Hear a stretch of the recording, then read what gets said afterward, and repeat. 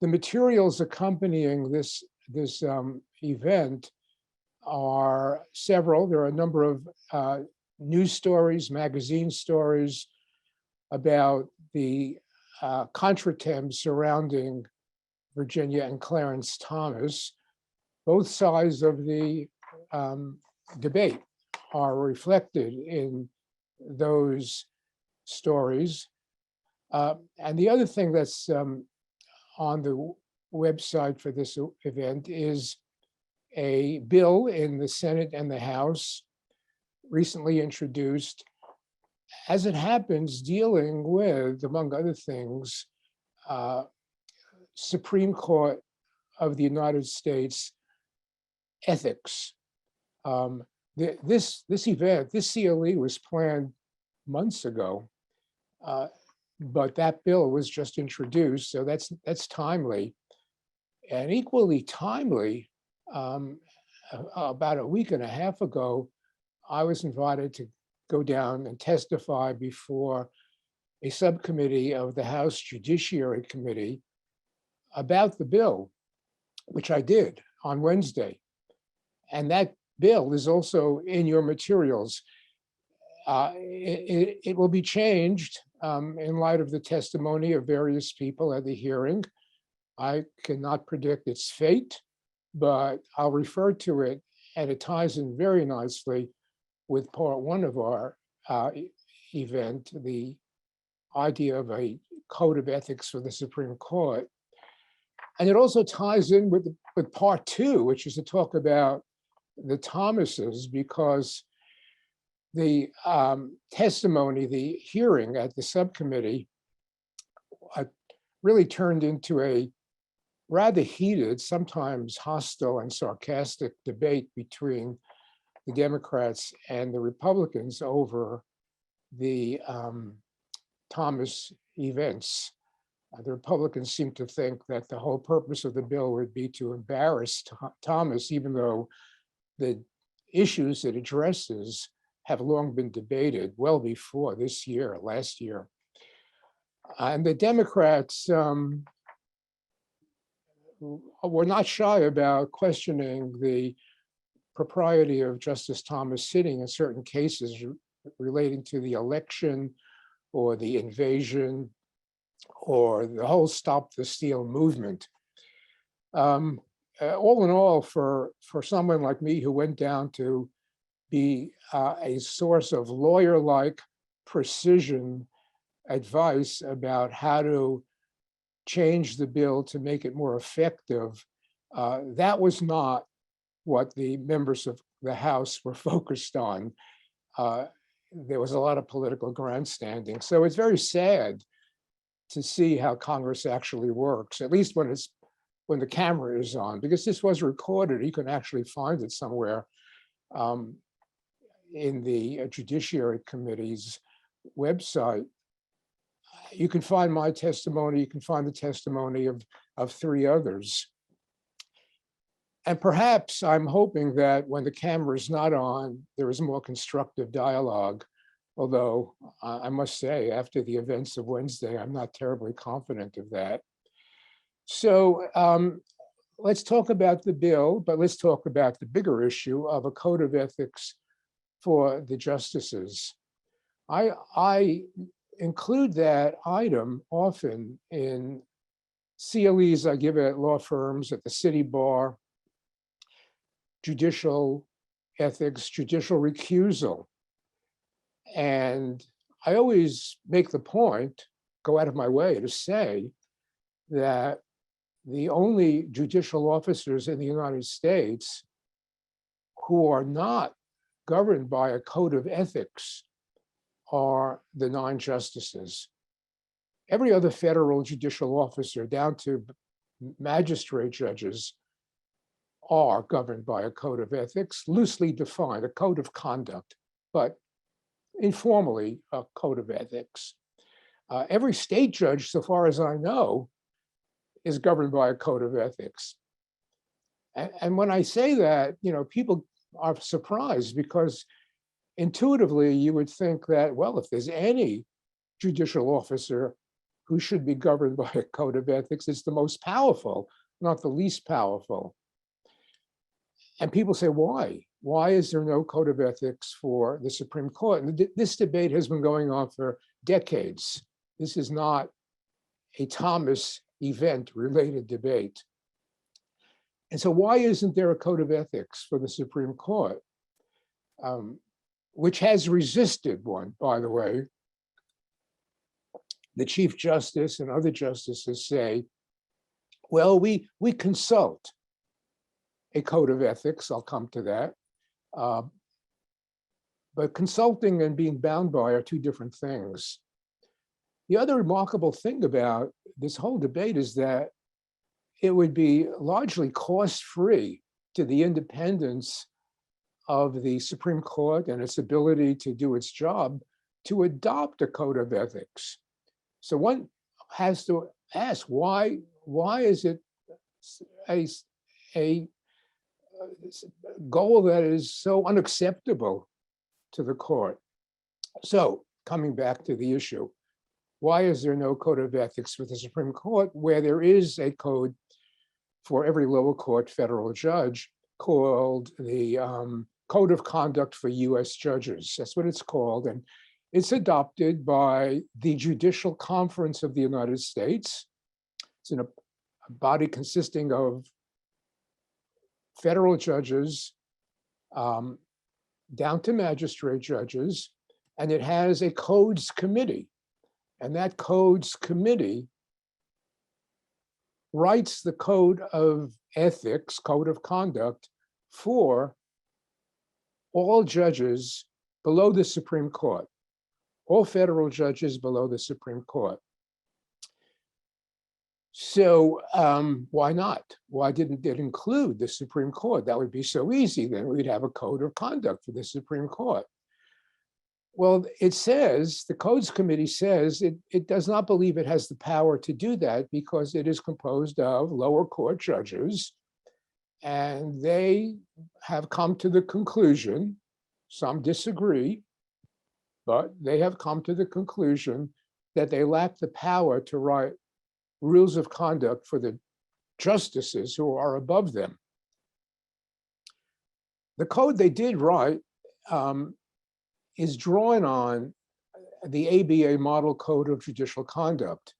The ABA has been in this business of code writing for judges and so-called ethics writing for lawyers for over 100 years.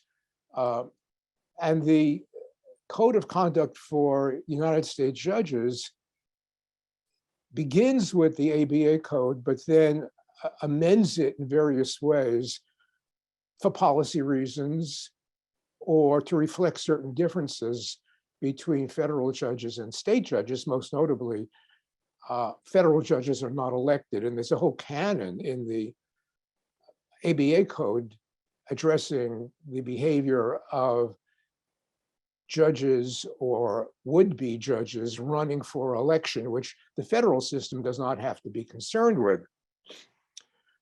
So we can't get a code of conduct for the Supreme Court from the Codes Committee. That's not going to happen. And so the next question is, well, what about Congress? Can Congress do that? And in fact, that is what, in part, this bill would do. This bill before the House and the Senate. Before the Senate, it's S1. No, it's not S1. It's something else. You'll have no trouble finding it. So the Congress includes in this bill the following. It instructs the Supreme Court to adopt a code of conduct for itself. Doesn't have to be the same as the one for all federal judges. Maybe there are legitimate reasons to vary. Give it to the justices to decide what the code should contain and adopt it. Well, that sounds eminently reasonable. The problem is that the Supreme Court has resisted doing that. And Congress knows that the Supreme Court has resisted doing that and may resist doing it again. So as a fail-safe, Congress says, and if you don't, we, Congress, have decided that you, justices, will be bound by the code of conduct adopted by the Codes Committee for all federal judges. That's our fail-safe. That's what we're going to do in this bill. We're going to apply that code to the justices if within a certain time period identified in the bill, the justices don't adopt their own code. Now, I said in my testimony, and I tell you that there's a problem with this. First of all, there's a question of separation of powers. The United States Supreme Court was created when the Constitution was adopted in Article 3. It came into being on the day that the Constitution was effective, as was Congress. The lower federal courts did not. The lower federal courts were authorized but not created by the Constitution, which rather instead authorized Congress to create lower federal courts, which Congress right away did, but did not have to do. But the Supreme Court is a twin. It was born the same day as the Article I Congress. And so the question arises, and one hopes we'll never have to answer it. And I don't know how it would get answered anyway. Does Congress have the power to adopt a code of conduct for the Supreme Court? Now, a lot of the provisions of the code of conduct for lower federal judges are easy to understand, and there's no reason why any justice would oppose adopting those for his or her behavior, like don't participate, don't give your views in a political contest. Don't say, vote for Senator X, vote for Mayor Y.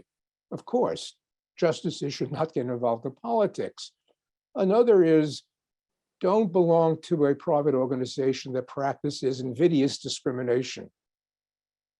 That binds lower court judges. It should bind the Supreme Court. A third is, don't lend your name and prestige to advance the private interests of others. Don't say, this is the best iPhone you could buy, or blurb a book written by a friend. That uses your prestige as a judge or justice for private advantage. Don't do that. But there are other provisions of the code where the Supreme Court may feel, rightly, that imposing those provisions on the justices get to the heart of the judging business, how they go about their work. They may agree with those provisions, but they're different from the ones I just listed, such as there's a long rule on when ex parte contacts with a party or a party's lawyer is and is not acceptable. And when it is acceptable, the circumstances under which it must occur. It's good to have that rule. It respects the adversary system, but it's about the business of judging. And for various reasons, the Supreme Court might, were it to adopt a code of conduct, choose to write that rule differently.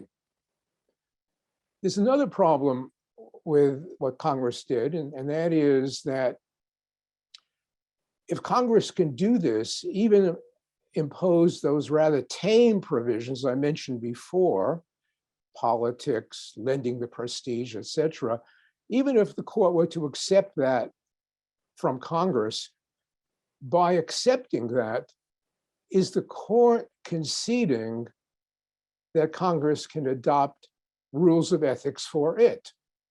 Now, this issue has surfaced.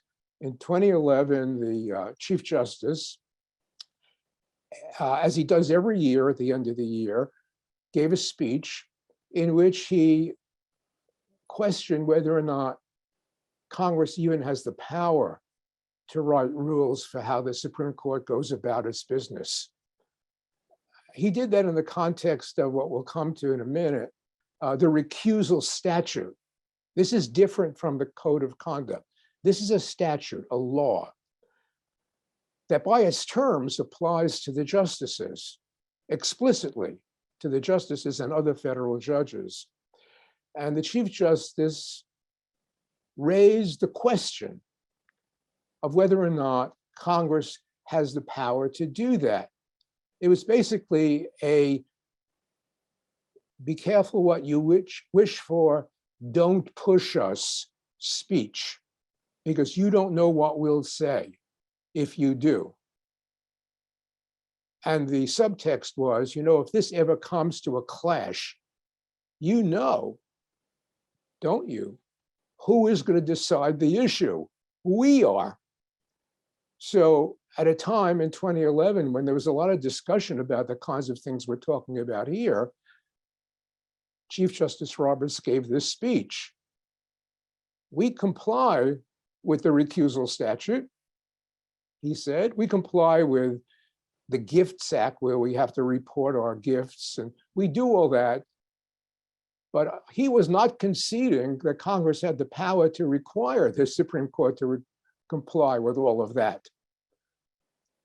So the upshot is, if this provision remains in the bill, if you don't do it, we will, or else,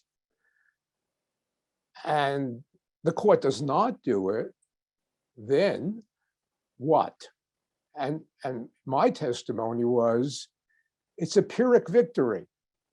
So Congress will have said in what will now be a statute, the Supreme Court is bound by a code of ethics that is the same as all other federal judges. There will have been no buy-in for that from the Supreme Court itself, and no agreement by any stretch of the imagination, if anything to the contrary, that Congress is recognized as having the power to do that. Now, it's hard for me to imagine any case or controversy in which this issue would be ripe for a decision. Does it have the power? Doesn't it have the power? In part because the bill itself envisions no enforcement mechanism. If in the media, for example, there's some allegation that Justice X or Justice Y violated a provision of the Code of Conduct for federal judges, okay, so the media says that. There's no tribunal that is empowered to discipline a justice for that violation, as there is by statute for every other federal judge on the lower courts. So we're kind of at a stalemate. Congress can say, we've done this, and now you're bound by this code, and the Supreme Court could say, go away. We're not interested. You can say whatever you want, Congress, but we don't hear you. So what have they achieved? To achieve anything, it seems to me, because it's good, it would be good for the court to have a code for reasons I'll come to. To achieve anything, the court has to buy in.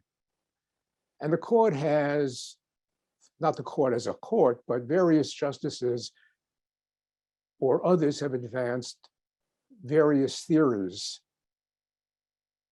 for not buying in.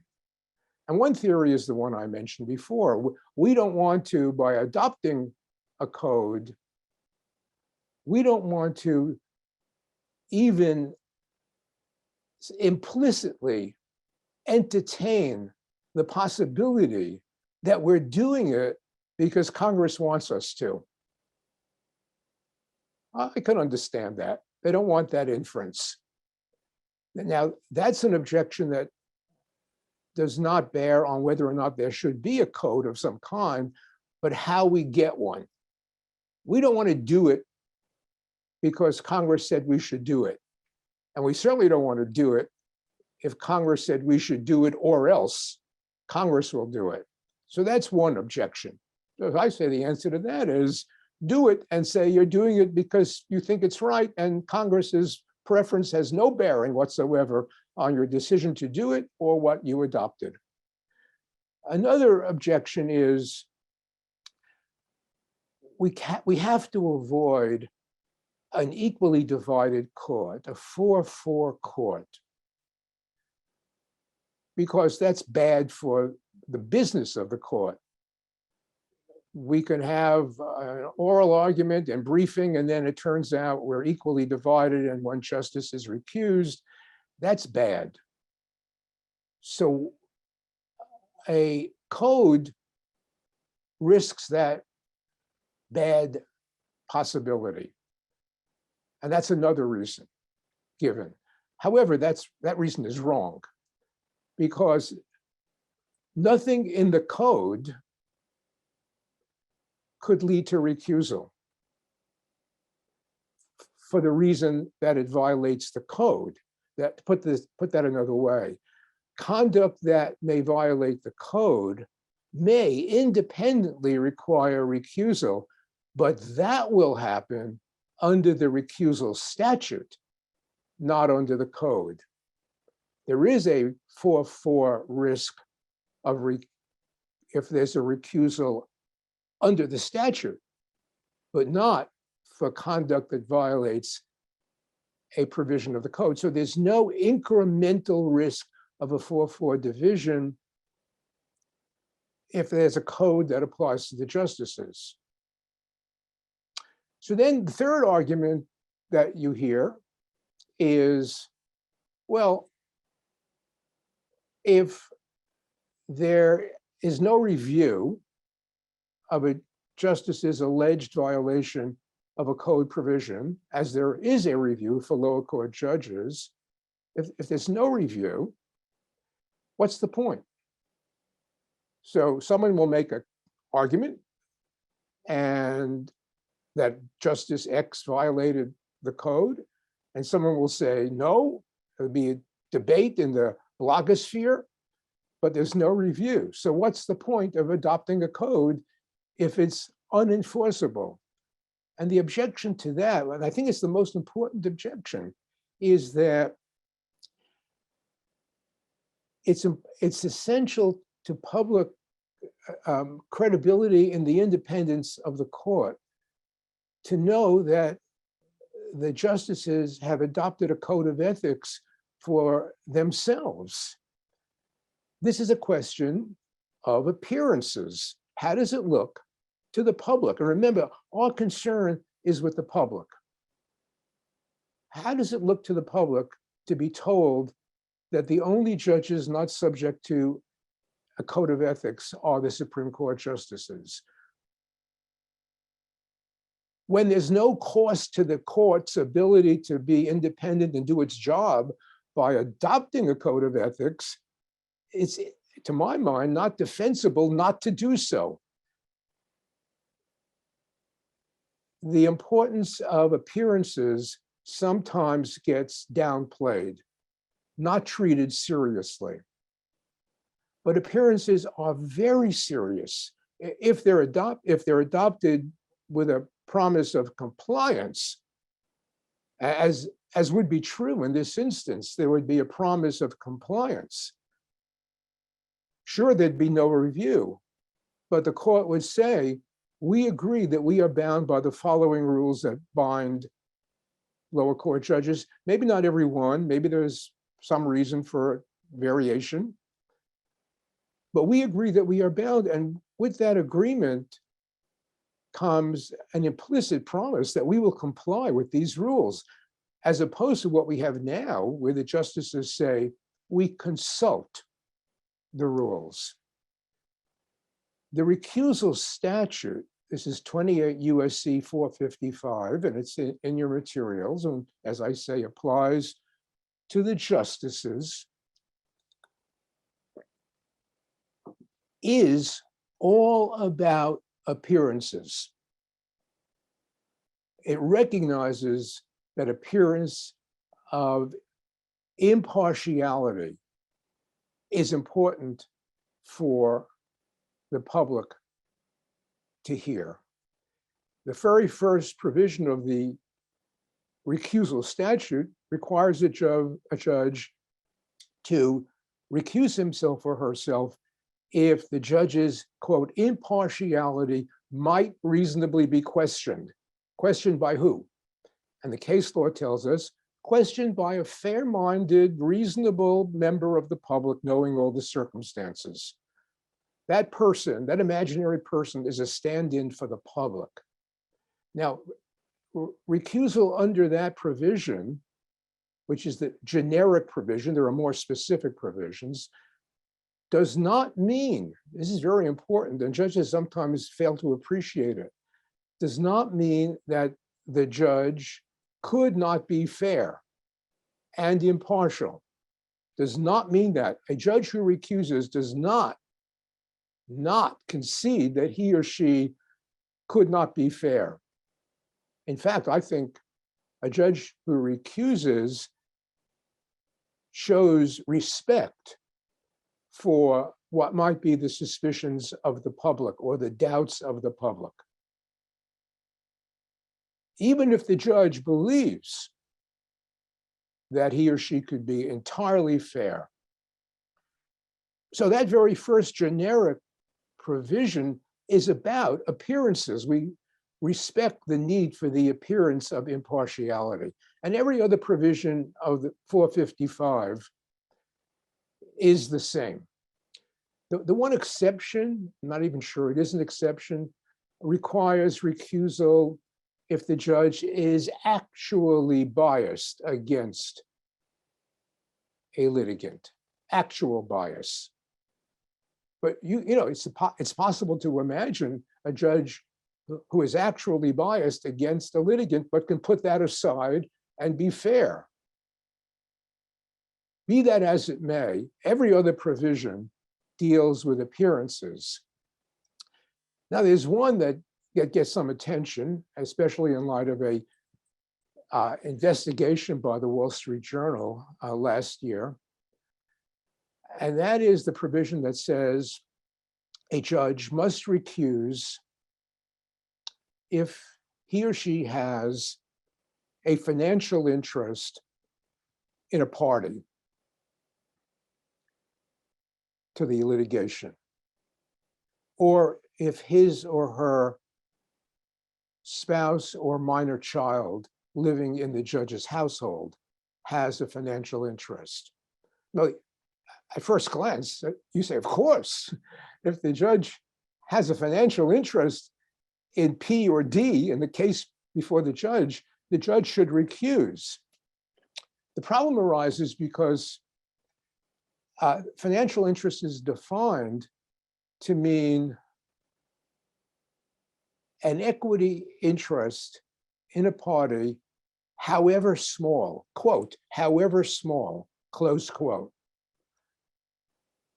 among other things. But that's part of the definition of financial interest, which means if a judge or the judge's spouse owns 10 shares of stock in a party, perhaps got it through an inheritance. And imagine that the party is a Fortune 100 corporation. And imagine that at worst, if that party lost all along the way, the threat to the judge's financial interest would be $1.17. Not the amount you would usually associate with questioning impartiality, right? And yet, one share of stock, let alone 10, would require recusal.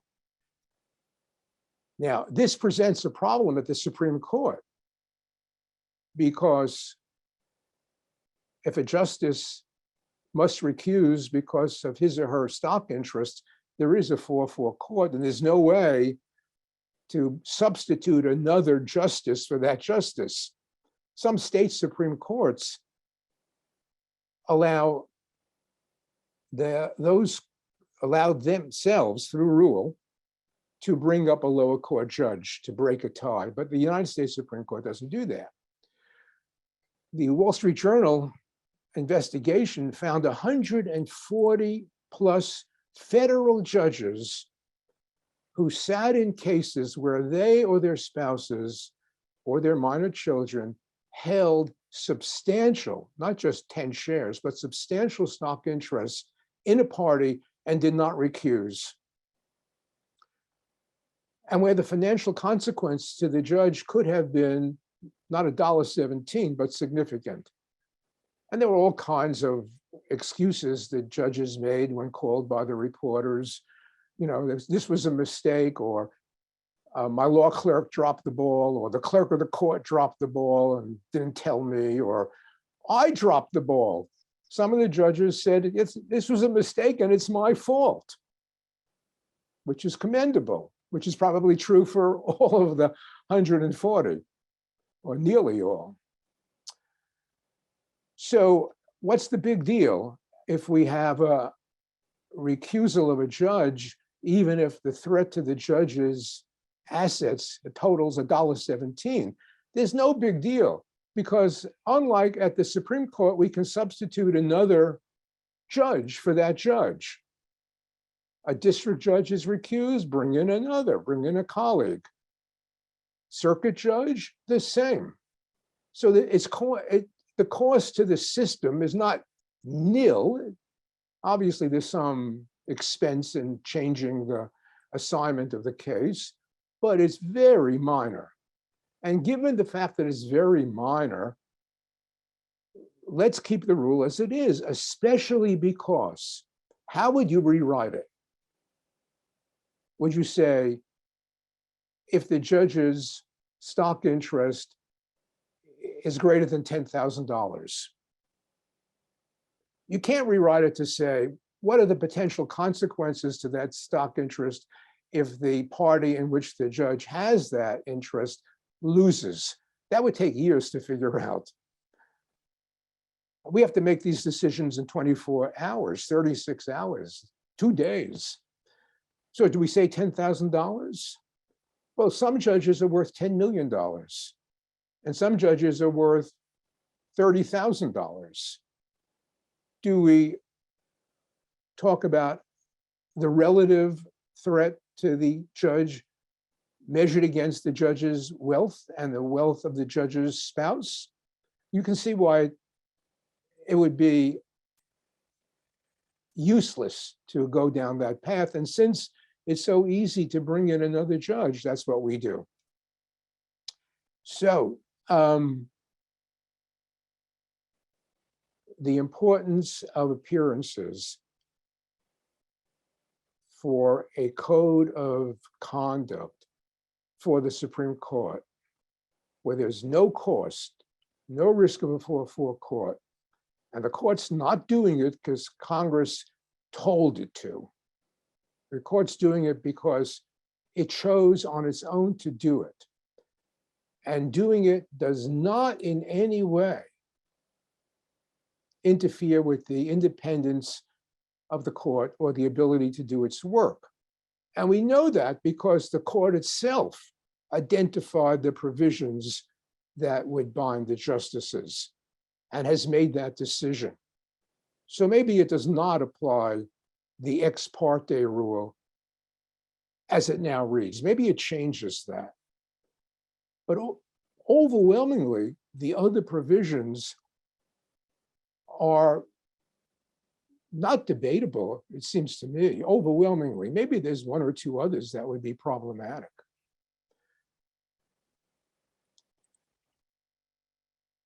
So the goal is, and it should be a nonpartisan goal. I made the mistake of saying that in this very partisan chamber on Wednesday,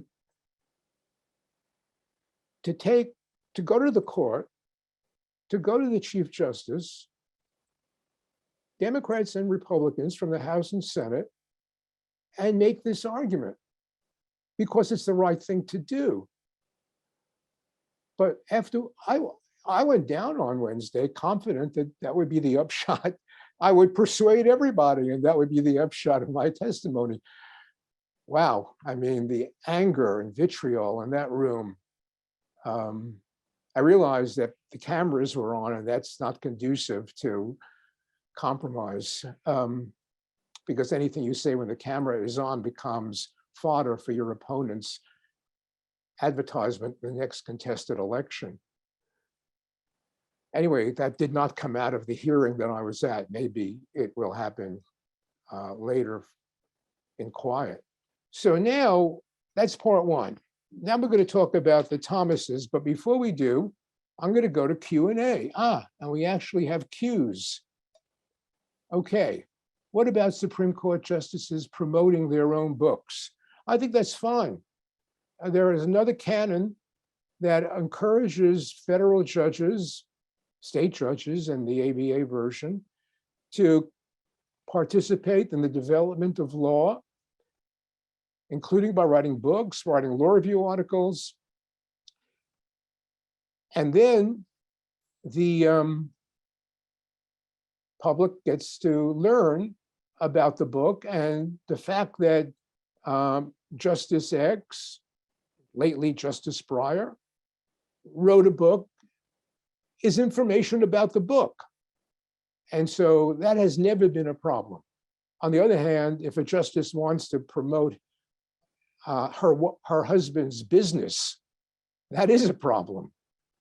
But writing a book is what we want to encourage judges to do, putting aside what they say there, of course, because it educates the public about the job. If the court were to adopt a code, what could constitutionally be the means of enforcement? I don't think it can be enforced. This is another point that the recusal statute raises. I think what we want is a commitment that the adoption of the code tells the public, we will live by these rules. We want a commitment, and a commitment to particular language. There's no way to enforce it, but I think we get a lot of mileage through the public event of the adoption of a code and a commitment to comply with the rules. This brings up the issue of recusal, which is a statute and which is mandatory if the terms apply. And if a lower court judge does not recuse when he or she should recuse, there's an appellate process for that. Circuit courts have overturned judgments because a district court judge did not recuse. The Supreme Court has even overturned judgments because a lower court judge did not recuse, as was required under the statute, or under a separate basis for recusal that is much narrower, and which of course does apply to the Supreme Court, the due process clause of the Constitution. But if there's a due process argument on recusal, not a statutory argument, the full court can review a justice's refusal to recuse, although I don't think it's ever happened where a justice has been, where a litigant has alleged that a justice must recuse under the due process clause, has refused, and the full court has overturned that. But if the refusal is under the statute, the full court lets each justice decide for himself or herself, if there's a motion to recuse that justice, whether or not that motion should be granted. The bill before the House and Senate, the language is changing, but it envisions something right now, the language right now envisions something that is true anyway, where recusal is denied as a matter of law under the statute. And that is that the court itself is empowered to overturn a justice's incorrect refusal to recuse under the statute. That's true today. The bill would say the same thing, but it's true anyway, because the full court has the authority, the ultimate authority, to make decisions of law, but has never done that. And the reason it has never done that, there are two reasons. The one reason that Chief Justice Roberts gives is it would further harm. He says harm, but I say further harm in light of what we've been seeing. Collegiality within the court. If justices were reviewing other justices' recusal decisions.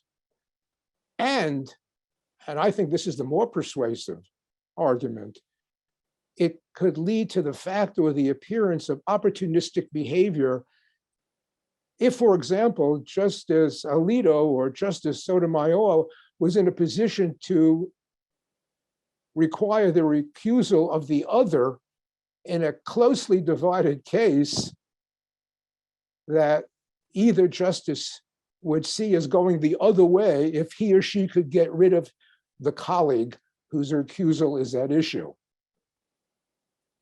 The appearance that a vote like that, and maybe in reality a vote like that, would be what I'm calling opportunistic, strategic. So we haven't got that. Did the Supreme Court ever rule on the failure of? There's nothing after of.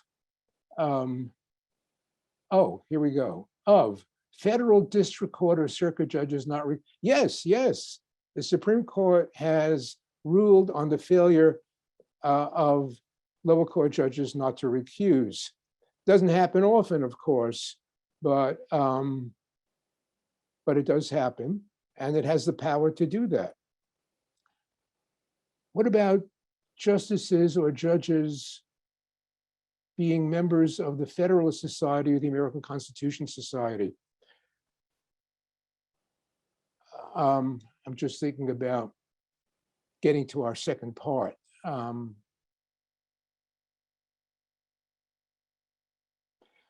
Okay, so this is a big issue. We can't really get into it. Maybe we'll do it next year, but bottom line is no problem. I think that's right. It's no different to my mind than a judge choosing to read only right of center publications or left of center publications, the Nation or the National Review.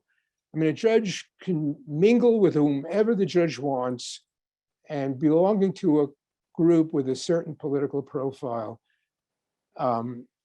is not a problem, and I think should not be a problem. Now, some groups litigate before the courts, and that could be a problem.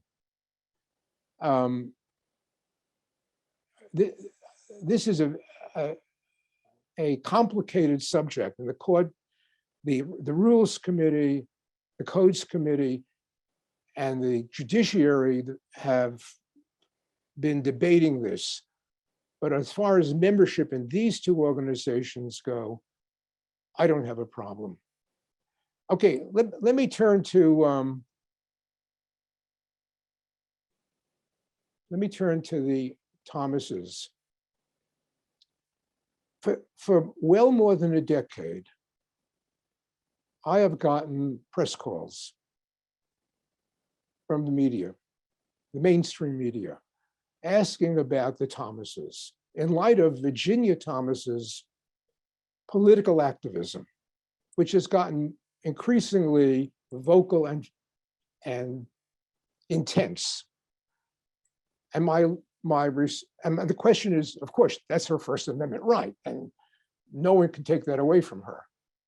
The question is always, well, how can her husband vote on a case in which she has publicly stated her position explicitly or implicitly about how that case should go? And the answer is, that's okay. They operate in separate spheres. We do not impute her politics to him, as we impute her financial holdings to him, but not politics, not ideology, not political advocacy.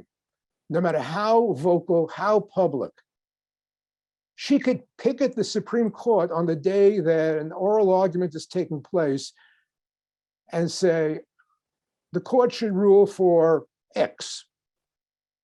And that would not require, under the current rules, her husband to recuse himself. Now, one would hope she would not do that. And for 232 years, we haven't had the Ginny Thomas problem because spouses of justices have not done what she does, have rather done the opposite. They have retreated from the public world. Chief Justice Roberts' wife stopped practicing law when he became Chief Justice. She did not have to. When Justice Ginsburg became a justice, her husband, Marty, who is a tax lawyer, made it a point, if the opportunity ever arose, he would not appear before the court. He would not appear on any briefs. He would not work on any case, and he would not benefit from any financial gain to his firm from a Supreme Court decision. What he did in that regard follows what the Supreme Court wrote in 1993 in an advisory memo, justices' spouses should do, or justices' relatives, children who are lawyers, should do to avoid recusal. If they don't, they will recuse, they said. If there's a financial gain, or if the relative is part of the case in those ways. It's a more complicated memorandum, but that's essentially it. We don't impute ideology. And we haven't had a problem with any prior judicial spouse. Instead, we can't have a rule. Instead, we've had a norm, N-O-R-M, and you know how valuable those are now. They work for a long time in various political contexts, but they no longer work. Or we can no longer have complete confidence that they will work. And so we have Virginia and Clarence Thomas. And my view that you don't impute ideology, and she can be as vocal as she wants, and Justice Thomas can sit, because we don't assume that, or we do assume that he'll make an independent judgment. Whether we can ask the public to believe that, I'm not so sure, but I don't know any other way around this situation.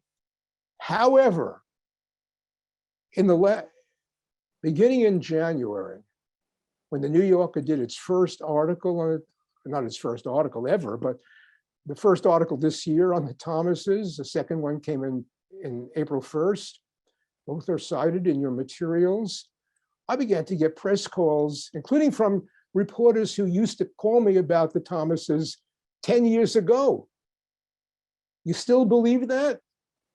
You still believe that now, that Justice Thomas can sit in election-related cases, given Virginia Thomas's political, vocal, public activism on behalf of the Stop the Steal movement? And my answer is no, because she crossed the line. It took a long time to cross the line, but she crossed the line that require him to recuse in cases related to the election, the invasion, the post-election challenges, etc. And the line is this. In March, we learned about her 21 texts to Mark Meadows, Trump's chief of staff. In the month of November alone, in the last 3.5 weeks of November, 21 texts. And then there's only one more in January, because Mark Meadows did not provide further disclosure of his texts. And we don't know what communications Virginia Thomas had with others besides Mark Meadows. That may come out. But even without knowing that, there are two reasons why Justice Thomas's recusal is necessary. By writing to Meadows the text she wrote containing advice about how to proceed to overturn the election, she joined the Stop the Steal team. She enlisted. She became a player in that effort, which she can do. That's fine. But she then became a player in that effort, and that effort's strategy predictably included going to the Supreme Court. And that happened.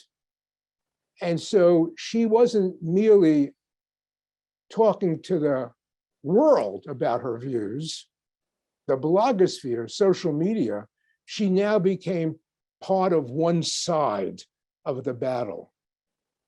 And so any decision in a case arising out of the election could substantially affect her interests. Her interests could be substantially affected by the result. This is a summary of language in the recusal statute. The word interest in that language is not financial interest. It's any interest that could be substantially affected by the outcome. Her side's interest could be substantially affected by the outcome. Plus, Clarence Thomas's impartiality could reasonably be questioned as a separate basis for recusal. And Virginia Thomas, and therefore Clarence Thomas, have interest in not seeing further disclosures of private communications from Virginia Thomas to others within the Stop the Steal movement, which may happen as discovery proceeds, including case, well, at least one case that is now percolating in California, may reveal further communications, depending upon how these cases are decided, from Virginia Thomas's to colleagues in the movement that she would prefer to keep private. And that may be embarrassing. We have the Mark Meadows text already because he turned over a trove of materials before he decided not to cooperate anymore. But it's rather unlikely that on November 30th, Virginia Thomas decided she wasn't going to write to anybody anymore about Stop the Steal after writing 21 texts to the senior partner on the Stop the Steal movement in November alone. So that's my view, why in this rather narrow circumstance, Clarence Thomas was required to recuse, including from the one case we know, maybe there are two, but one where he dissented, and that is the January 6th committee entitled to certain files in the possession of the government archivist related to the Trump administration? Trump argued, no, I assert executive privilege, though I'm no longer president, in those files in the possession of the archivist. The court rejected that argument by rejecting certiorari over one dissent by Clarence Thomas, but he should not have sat. And there will be other cases we can predict where he should not sit, but he may anyway. And there's nothing we can do about it because the court will not review that decision. There'll be a lot of press if he does, but that's where it stops. So we have a very few minutes. Let's see if there are more questions. Are there constitutional due process concerns that are justiciable without regard to a formal code of ethics, as in Caperton? Yes, there are. Definitely constitutional issues. The Caperton due process basis for recusal is very narrow. It doesn't deal with appearances. It deals with the risk of actual partiality. Big difference. But yes, there are. They haven't reached the Supreme Court vis-a-vis the conduct of a justice, but in theory, a justice could be recused under a Caperton standard. What about enforcement by the court itself? Sure, the court could adopt an enforcement mechanism. I doubt it ever will. And let's see. Is there any remedy if Justice Thomas does not recuse himself in future cases in which his wife has a role?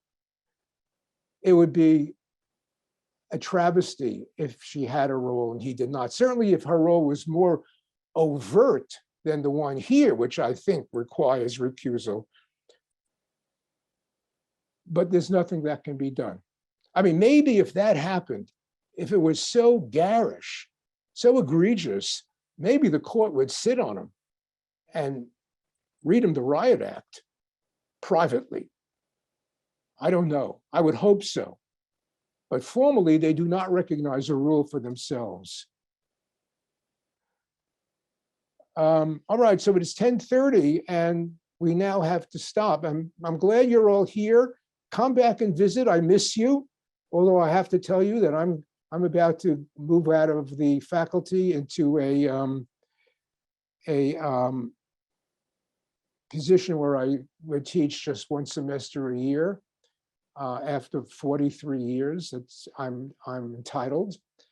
Nonetheless, I'm around campus, and if you're ever there, come by and say hello. Thank you.